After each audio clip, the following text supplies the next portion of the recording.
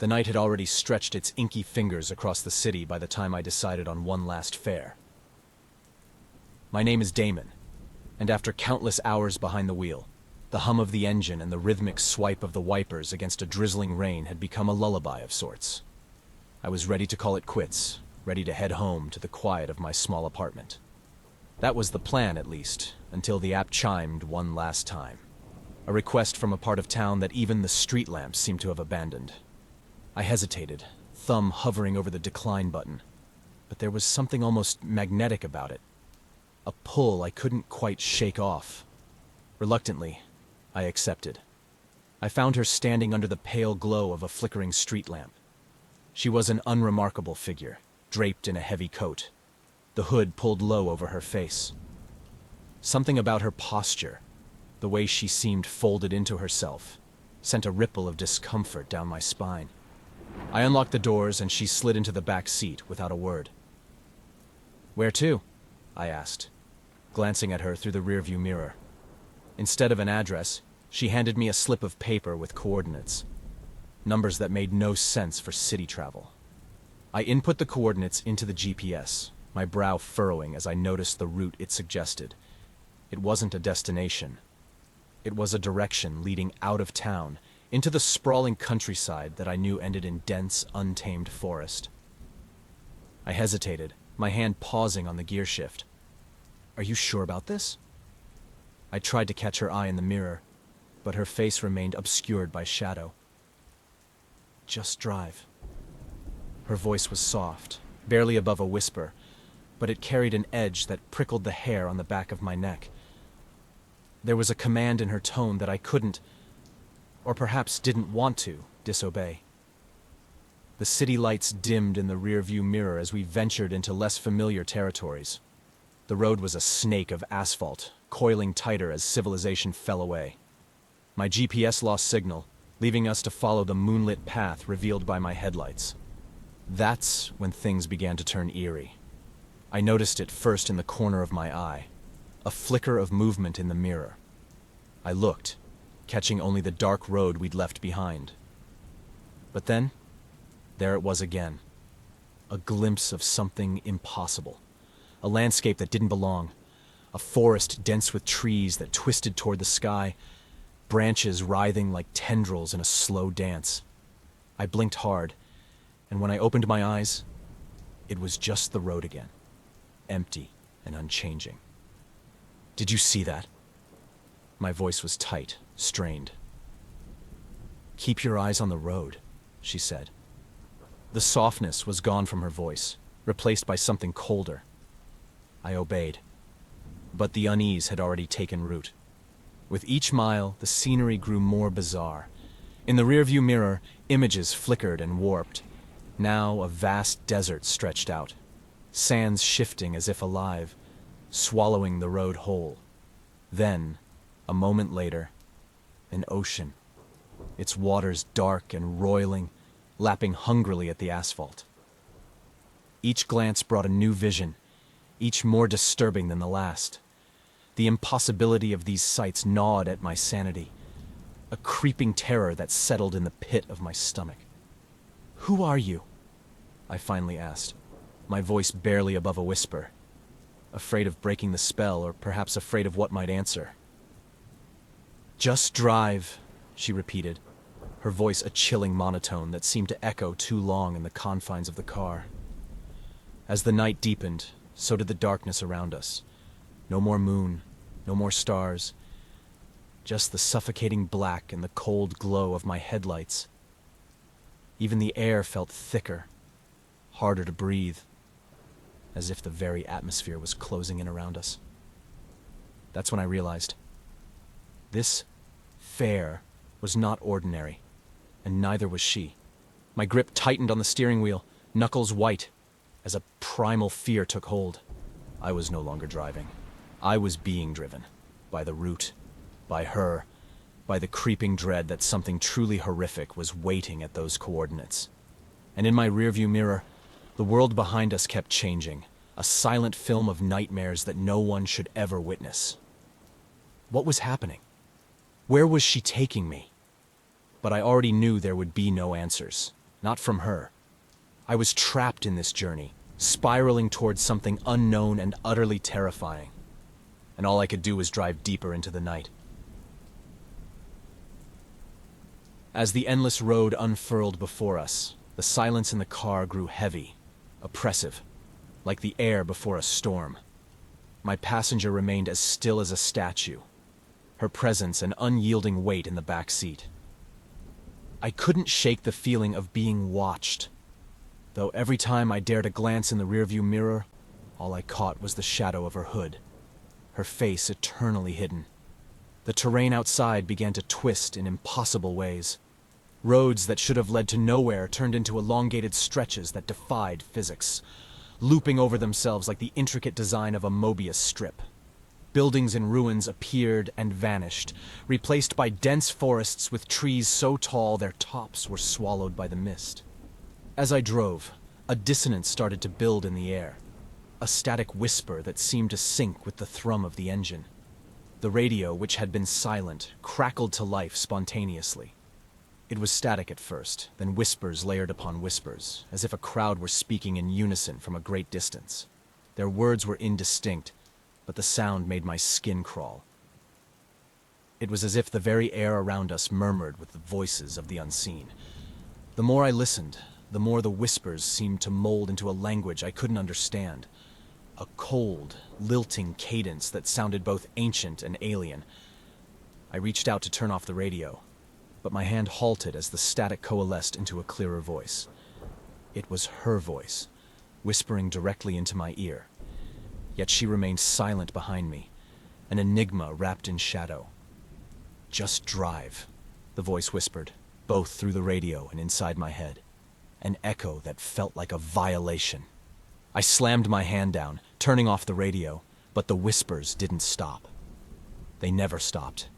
They became a background noise, a sinister soundtrack to the nightmare the road had become. My heart pounded against my ribcage, each beat a drum of impending doom, urging me to flee yet binding me to my seat. The landscapes continued their eerie dance of change. One moment, the horizon was a jagged line of serrated peaks, black against the night sky. The next, it was a serene meadow that stretched endlessly, its calm so at odds with the turmoil inside me.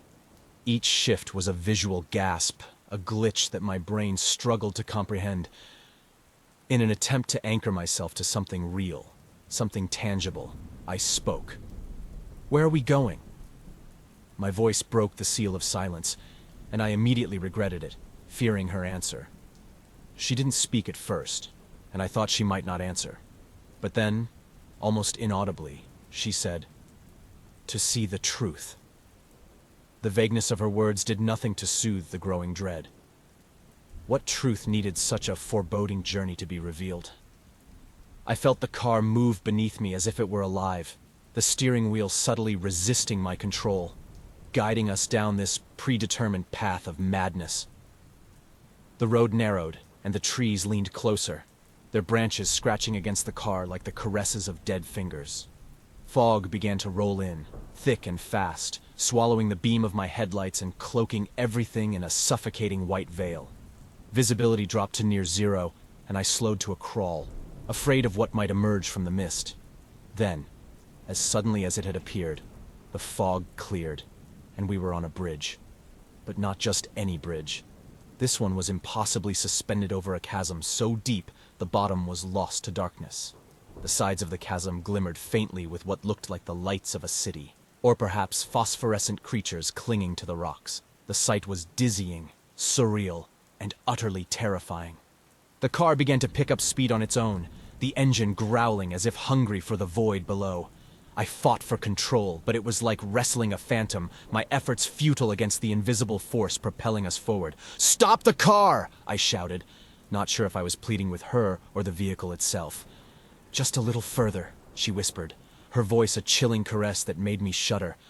We were heading straight for the edge of the bridge, beyond which lay only the abyss. My breath caught in my throat, a silent scream that never quite materialized as we raced toward what seemed like certain doom. And then, just as suddenly as our mad dash had begun, the car halted at the very brink of the chasm. I gasped for air, my hands trembling on the wheel, every muscle tensed for an impact that never came. Outside, the world was a tableau of eerie stillness, the chasm a mouth waiting to swallow us whole. I turned to confront her, to demand answers, but the back seat was empty. She was gone, as if she had never been there at all. The coordinates on the GPS blinked ominously, a reminder that we had arrived at our destination, a place on no map, a place that should not be. In the overwhelming silence, the whispers returned, softer now, a murmuring tide that seemed to come from the chasm itself. "Look into the abyss," they beckoned. I stared into the void, my mind teetering on the edge of reason, and I knew with a dread certainty that whatever lay beyond this precipice was not meant for the eyes of the sane. The silence was palpable, weighing down on me with the density of the unseen depths below. The abyss before me was vast and all-consuming, its darkness deeper than any night I had ever known. The whispers, soft and insistent, seemed to beckon me forward, urging me toward an understanding I was not sure I wanted to reach. With trembling hands and a heart that felt like it could beat out of my chest, I stepped out of the car. The cold air hit me like a wall, the chill seeping into my bones as I approached the edge of the chasm. The bridge beneath my feet felt insubstantial, as if it too was made of shadows and whispers. "Look into the abyss." The voice echoed in my head. No longer just a whisper, but a clear, commanding tone that brooked no argument. I peered over the edge, my gaze drawn into the infinite darkness below. The deeper I looked, the more the darkness seemed to pulse and swirl, a living entity that breathed and moved with malevolent life. What was I hoping to see? What truth lay hidden in this void that demanded such a journey? My mind raced with possibilities, each more terrifying than the last. But nothing could have prepared me for what happened next. As I stared, the darkness began to change. Or perhaps my eyes were finally adjusting to its depths. Lights flickered to life within the abyss. Not the phosphorescent glow I had imagined, but something harsher, more artificial.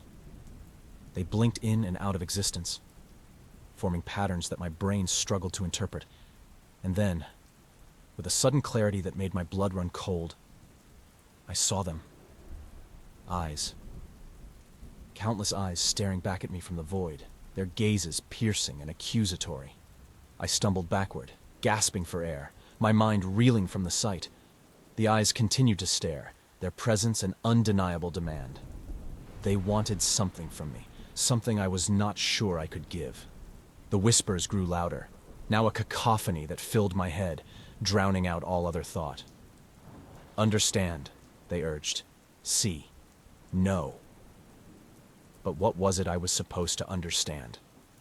What truth lurked in this god-forsaken place? Panic clawed at my throat, and I found myself running back to the car, desperate to escape the oppressive atmosphere of the bridge. As I threw myself into the driver's seat, the engine roared to life on its own, as eager to flee as I was. The car sped away from the chasm, the darkness behind us seeming to chase the faint circle of light thrown by the headlights. I didn't dare look back, afraid that the eyes might follow me from the abyss, marking me with their otherworldly knowledge. The road ahead was no less confusing than the one we had traveled to get here, but now it seemed urgent, purposeful, as if the car knew where it needed to go. The landscapes shifted again, less wildly this time, as if the world itself was settling into some new, uneasy reality. Finally, as dawn began to break, the car slowed, and I found myself back on familiar roads, the night's horrors receding like a bad dream. But the relief was short-lived. As I pulled up to my apartment, the first rays of morning light illuminating the world in its mundane details, I knew something fundamental had changed. I turned off the engine and sat there, breathing heavily, trying to process what had happened. The back seat was empty. No trace of the mysterious passenger who had led me on this nightmarish journey. Had she ever been real? Was any of it real?